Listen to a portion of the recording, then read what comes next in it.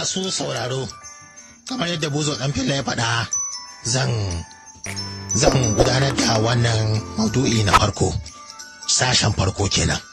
To muna tattaunawa ne akan rabe-raben mutane. Kamar yadda aka faɗa, rabe-raben mutane ya kasu kashi uku ne. Akwai zubin yau da kullum, kuma akan kira su da kan raƙumi. Sannan akwai zubin tsaka-tsaki, waɗanda ake kira da akala. Sai kuma zubin baiwa, su kuma waɗanda ake kira mahaya. To dole ne cewa lokaci yana bun shigo a makare, kuma lokaci na ɗan gudu, zan yi sauri na muku bayani. To su waɗannan mutane kaman a ce rukuni da farko mai zubin yau da kullum kenan. Su ne mutanen da kaman su ne gama gari, ko ina kusan su ne. To irin waɗannan mutane su ne mutanen da a koda yaushe ba sa da wata magana sai maganar wani. Wane ya yi kaza? Shin ka ji labarin wacce ma an yi kaza da ita, ko kaza ya faru a waje kaza? To su kullum kusan a cikin kashi 100, kashi 90 maganganun su kenan akan mutane.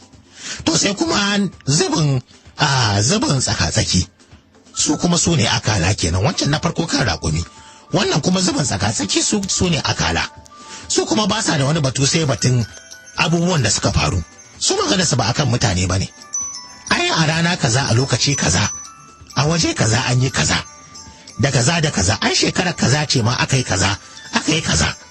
To su waɗannan mutane su kuma su ne zubin tsaka-tsaki, akala kenan. To zubin baiwa su kuma wanda ake kira da mahaya, su kuma mutane ne wanda kullum su bayanan su ko wance tattaunawar su akan ya za a yi kaza. Ana buƙatar kaza, to yanzu ya za a yi. Su kullum tunanin su na samar da sabon abu ne.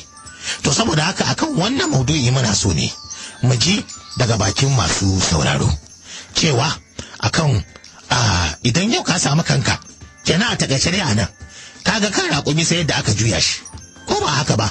Shi yasa wadancan ake ce musu kan raƙumi, saboda duk wani abin da zai faru a cikin al'umma sai dai yadda aka yi da su, saboda ba sa da wani aiki sai batu akan mutane. Su kuma nasa su kuma ya tsaka-tsaki su ne akala, kusan da su aka yi amfani a juya kan raƙumi. Kaga da akala akan juya kan raƙumi, ko ba haka ba?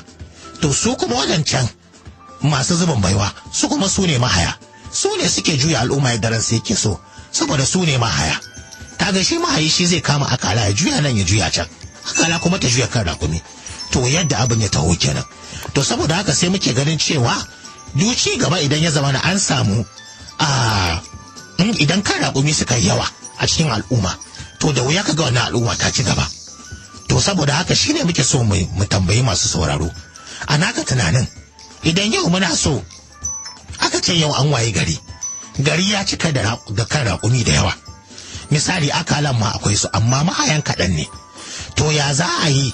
Mutum shi zai iya sauyawa a tunaninka? Zai iya sauya halinsa daga kan raƙumi ya dawo misali a ce mahayi, ya zama na cewa shi ma ya daina batun mutane ya koma batun ya za a yi a cimma kaza ko a cimma kaza? Wannan ita ce tambaya.